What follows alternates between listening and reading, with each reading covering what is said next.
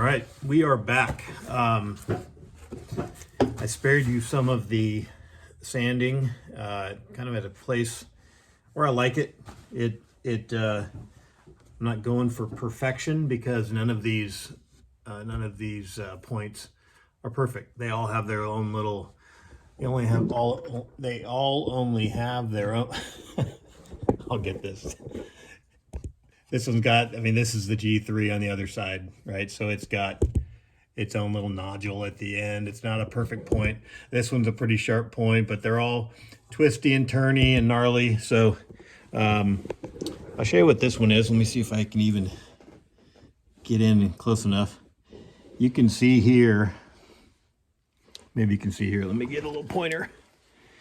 You can see here where it actually, the antler started coming through the epoxy. So we built that up so much that the epoxy came off. So I mean, it's as smooth of a transition. There's no bulge on there anymore, and you can see how the antler comes up and kind of goes in. So we're not looking for this perfect repair. Even the 4 comes out like this and twists. So it's just not a chunk. It's not a chip. So it's going to be good. I'm going to show you how I mix up my airbrush and show you my airbrush, and then we're going to start lightly bringing this thing from white to a tan color. So this is actually sand. I don't know what side of the video I'm on. There we go. This is the color sand, and I'm gonna water that down quite a bit, just so we can gradually just add layers to it instead of having to sand some off. I've gone, if I went too dark, I think I could go dark pretty quickly on this. So I've got these little Mod Podge bottles that I use for texturing the noses of the deer, and I just cut the top of it off, and I'm just going to put a little bit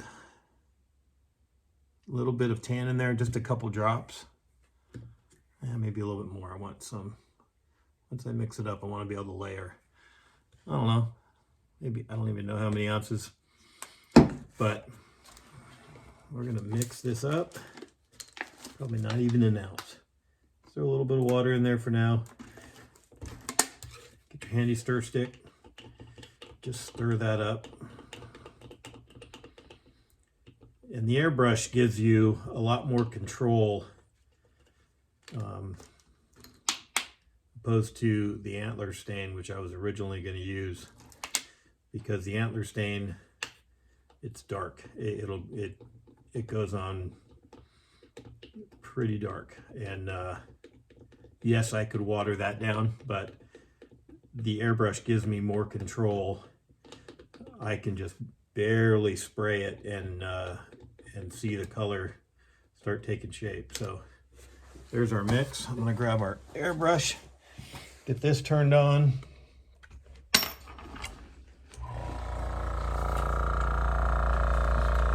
So this is just nothing fancy. It's just I'll show you what I've got here. It's just an inexpensive Harbor Freight Avanti airbrush and compressor, and it works great. You don't have to spend hundreds of dollars on an airbrush to get one that works. So we've got a pretty full cup.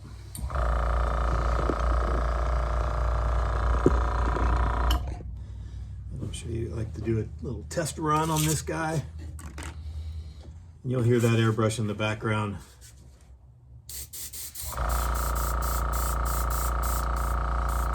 And with these airbrushes, it's not an airbrush video, but these airbrushes, this little trigger, if it's forward, air, it's just air. And then as you move it back, this is full. So if I pull it back here, push down, you see that paint come out. And then as I go halfway, you can barely see. So you've got a lot of control. Full, and then just barely. So we're just gonna bring this up lightly and see what happens.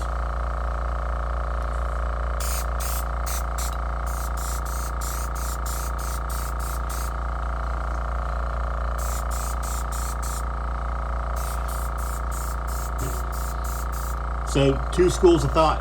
You can get close with your airbrush and lighten the amount of paint that's coming out of it, or you can just, what I like to do is get a good comfortable flow on it, and then stand, bring the airbrush back a little bit as I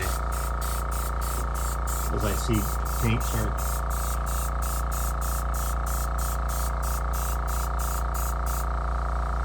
Hold on, I gotta cover this skull up. I don't want any overspray.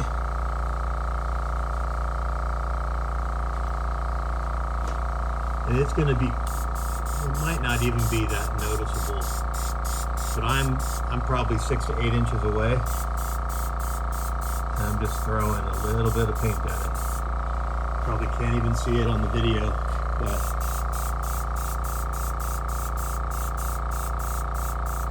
definitely not gray anymore.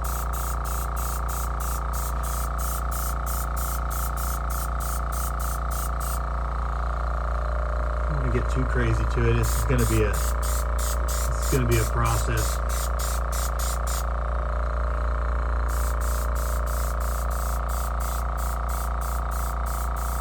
And then just move back if you want to just lighten that up and fan it out.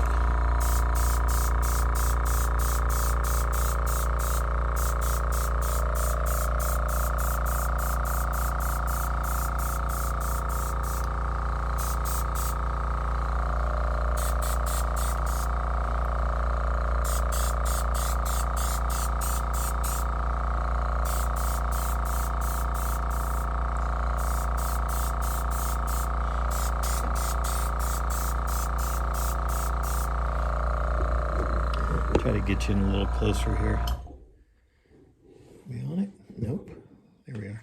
So I don't know if you can see it, but it's taking on paint ever so gradually. I don't want to concentrate on.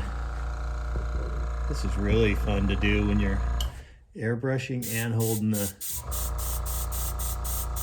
tripod. So I'm gonna set you back up so I can focus. So it's tanning up a little bit, but I may want to let that dry.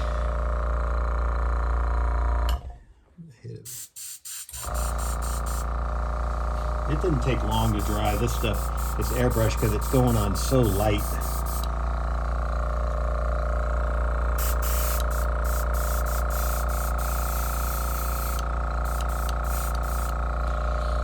With airbrushing, it's kind of like spray paint. You don't want to sit there and just lay on the gas, like hold the nozzle down. You're just wanting to just fan it. Like I said, I'm 6 to 8 to 10 inches away from this thing, and I'm just lightly hitting it.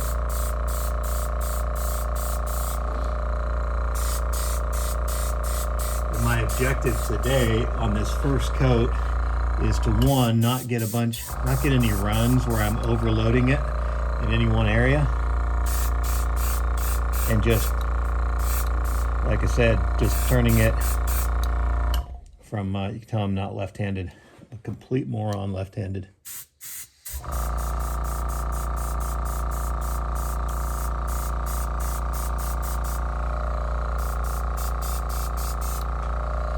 So I'm going to stop there. I could get pretty carried away with the airbrush. I'm just going to let it dry up a little bit, and I'll show you how that's not gray anymore. That is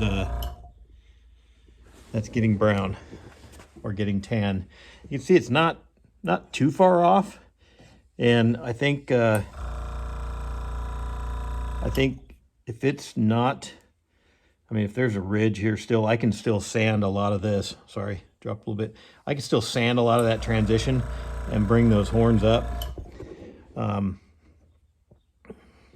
or expose the existing antler.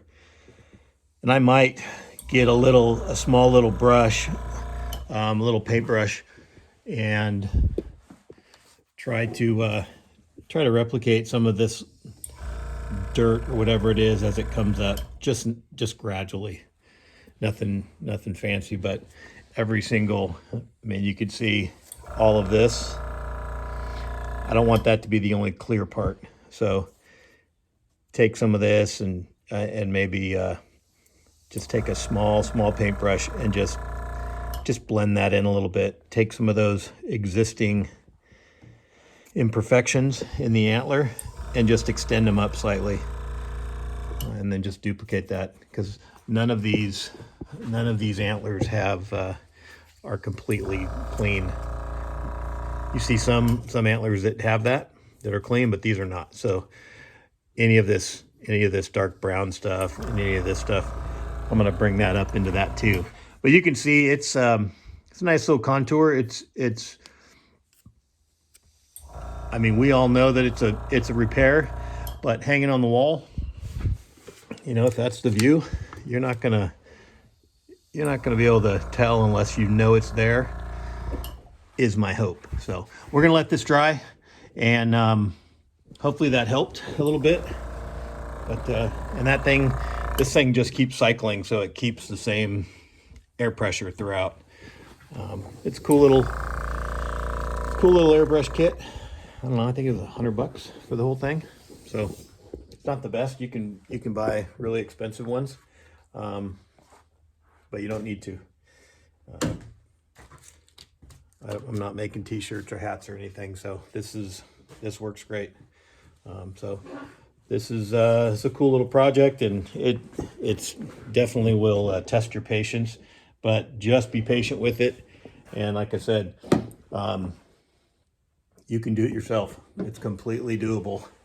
And we'll bring you back to show you this guy. I haven't even started form prep. Well, I have. I've started drilling his eyes out, but I'm gonna show you the Dremel work on the nose, lips, and then some of the form prep. I've just marked out his antlers and for positions and stuff. So show you how we rough them all up and get them prepped for the cape and for mounting. And that'll be another video, so stay tuned. And as this guy gets finished and we take all of his pins out, we'll show you that too. Appreciate it, guys. Thanks for coming along, and hit that like and subscribe button if you don't mind. I think we've got 44 now. And shout out to my buddies and in Tennessee for the support, and my buddy Josh, I'm pretty sure 40 of the 44 people are his family, so I'm giving him a hard time. But thanks, Josh. Thanks everybody that's been watching. We'll try to do some cool stuff here soon, but for now, we're gonna get that finished and get that back to my buddy across the street so he can put it on his wall. See you guys.